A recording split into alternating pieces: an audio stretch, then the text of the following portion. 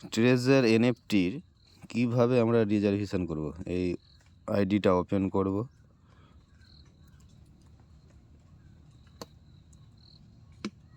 তারপরে এই যে রিজার্ভ লেখা আছে এখানে, এই রিজার্ভে মারবো। গোড়া থেকে খুলতে পারবেন। এই নোটিফিকেশনটা আসবে, কেটে দিতে হবে। তারপরে এই রিজার্ভটাতে মারবো, আবার এই কনফার্মটাতে মারবো। এই যে ঘুরবে, একটু টাইম নিবে, এটা ওয়েট করতে হবে, কিছুক্ষণ ওয়েট করব। এই যে লেগে গেল ট্রেডিং। এবার আবার কনফার্ম করব, তারপরে এই কালেক্টেডে মারবো।